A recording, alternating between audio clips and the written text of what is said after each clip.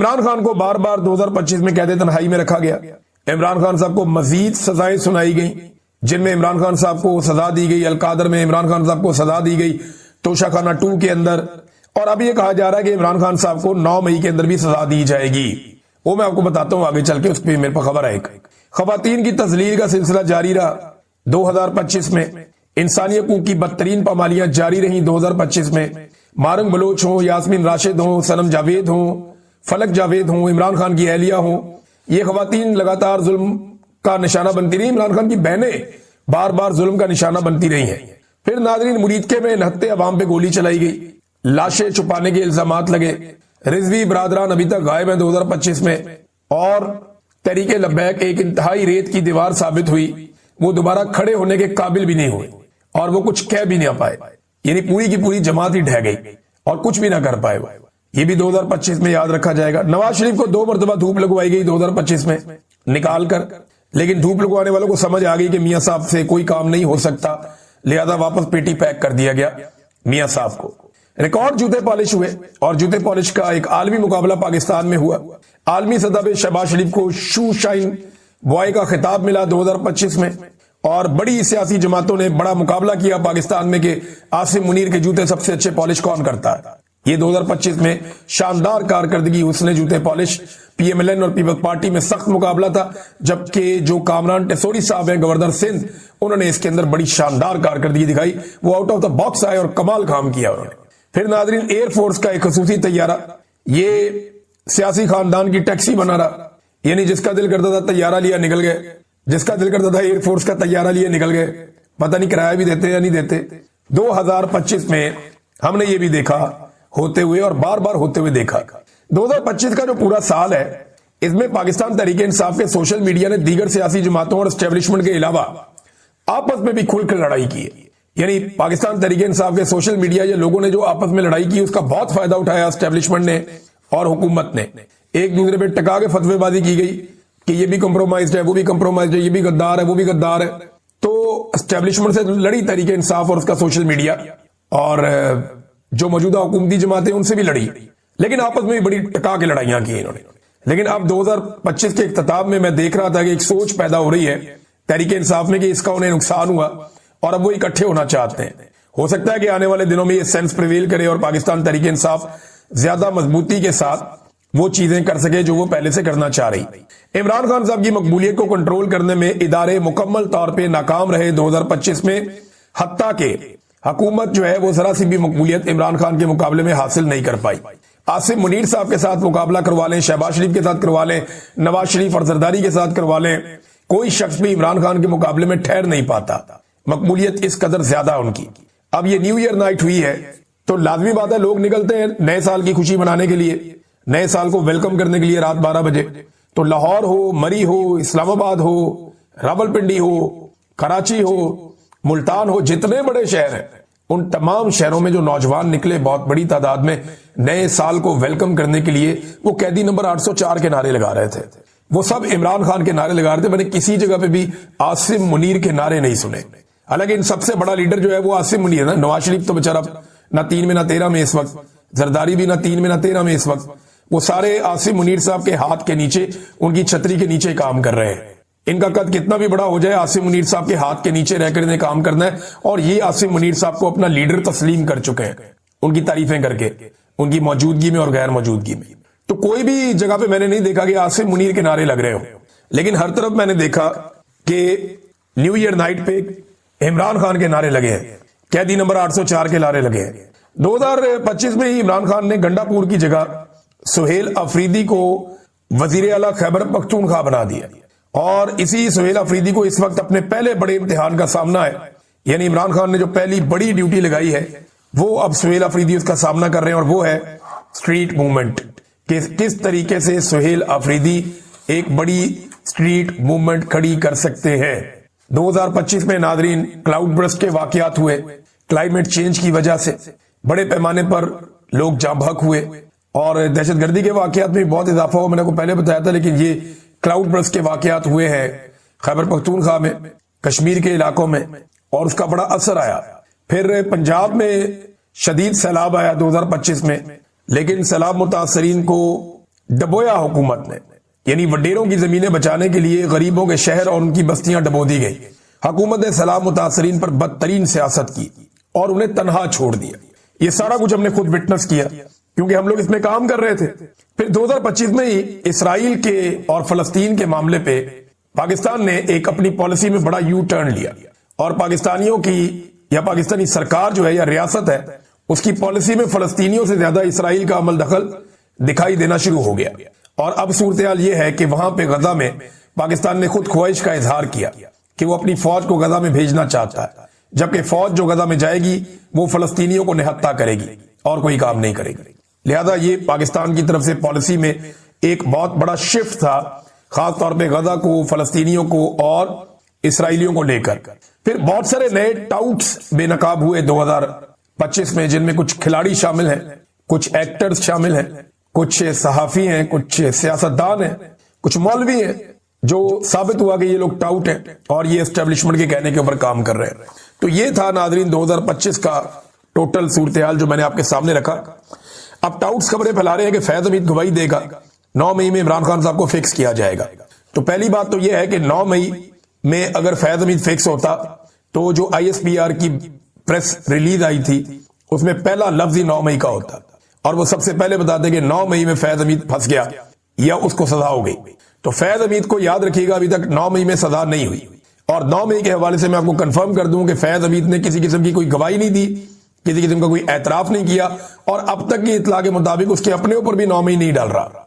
9 मई की देखें, जब भी कोई जेन्युइन इंक्वायरी होगी ना तो इसका खुरा निकलेगा सीधा एस्टेब्लिशमेंट के दफातर तक, ये सभी जानते हैं। तो 9 मई में ना फैज हमीद को सजा हुई है, ना ही ऐसे किसी मामले में इमरान खान साहब मुलव्विस थे। याद रखिएगा, 9 मई के हवाले से अगर किसी आदमी के ऊपर सबसे कमजोर केस बनेगा तो वो इमरान खान है, क्योंकि इमरान खान की गिरफ्तारी के बाद 9 मई हुआ और उनकी गिरफ्तारी के रद्द-ए-अमल में 9 मई हुआ।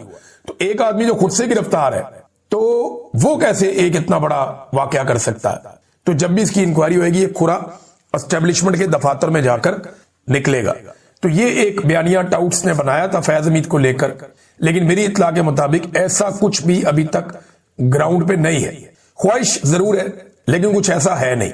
नाजरीन, आपको याद होगा कि हुसैन नवाज की एक तस्वीर लीक हो गई थी माजी में, इसके ऊपर बड़ा वावेला किया गया था। बहुत सारे हमारे सहाफी तत्ते तवे पे बैठ गए थे कि ये कितनी तस्हीक की गई है, लेकिन क्या उनमें से कोई बोलेगा जो यास्मीन राशिद साहबा के साथ किया जा रहा है, जो सनम जावेद और फलक जावेद के साथ इस वक्त किया जा रहा है, जो इमरान खान की अहलिया के साथ इस वक्त किया जा रहा है। 2-2.5 माह हो गए उनकी मुलाकात ही नहीं करवा रहे उनकी फैमिली से। वो बेचारे दरखास्तें दे देकर थक गए, हर जगह पे, हर प्लेटफॉर्म पे उनकी मुलाकात ही नहीं होने देते। तो क्या कोई इसके ऊपर आवाज उठाएगा? देखिए, शफीउल्लाह जान साहब ने एक स्टेटमेंट दिया है, ये शानदार तर्जुमान है खैबर पख्तूनख्वा के और बड़े समझदार इंसान लगते हैं, बड़ी नाप तोल के ये अल्फाज का इस्तेमाल करते हैं, दिमाग वाले आदमी है। लेकिन उज़्मा बुखारी साहबा के स्टेटमेंट्स के जवाब में इन्होंने एक स्टेटमेंट दिया जो नामुनासिब है, वो नहीं देना चाहिए था, उसको जवाब नहीं दिया जा सकता।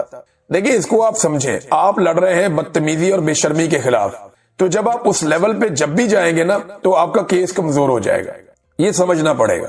क्योंकि आपका मुकदमा ही इखलाकियात है, आपका मुकदमा ही उसूलों के ऊपर है। और जब आपके पास दलील है और आप दलील के साथ बात कर सकते हैं तो फिर आप अपनी दलील के जरिए से अपने मुखालिफ को नाकाम कर दें।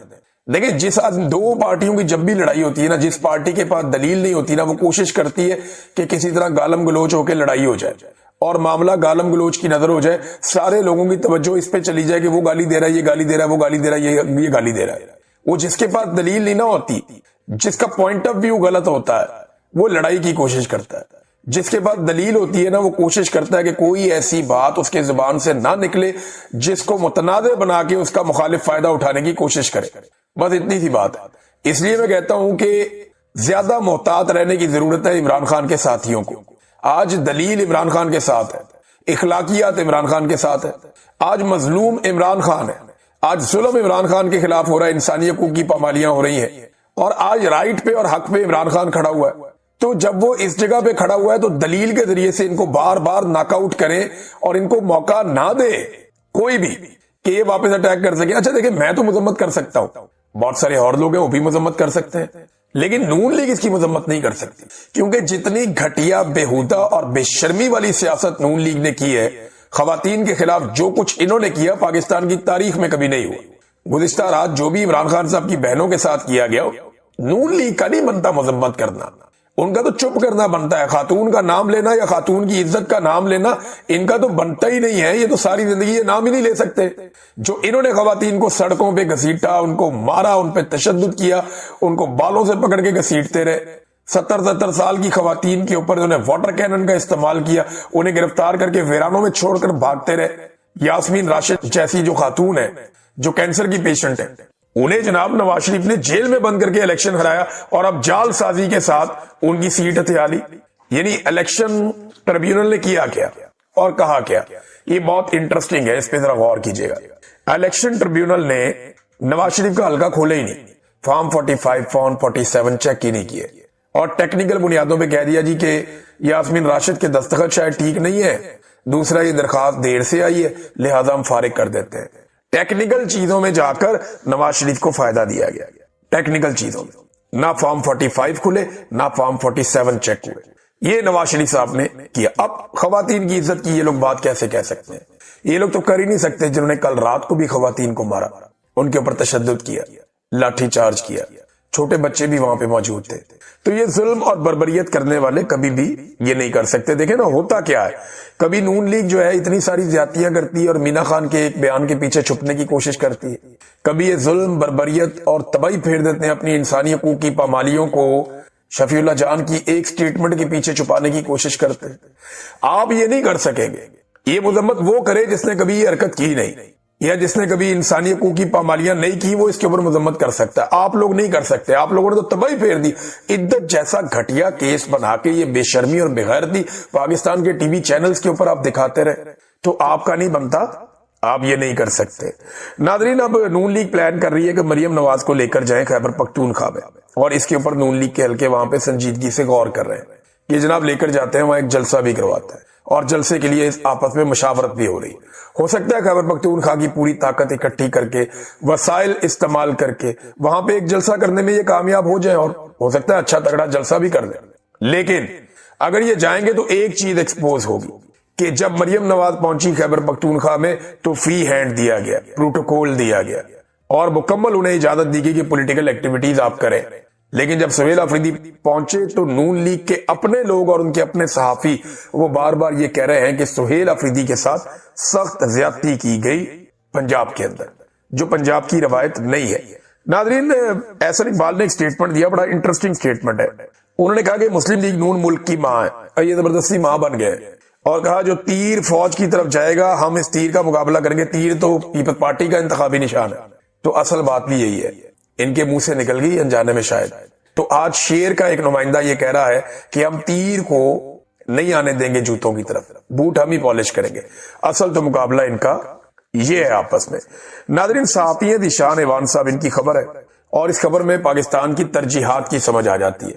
وفاقی حکومت نے خیبر پختونخوا کو 3 پرانی آرمڈ گاڑیاں یا بلٹ پروف گاڑیاں دینے کی آفر کی تھی، لیکن اب وہاں پہ دہشت گردی ہے، تباہی پھری ہوئی ہے، دہشت گردی میں لگاتار اضافہ ہو رہا ہے، بڑے بڑے واقعات دہشت گردی کے وہاں پہ ہو رہے ہیں۔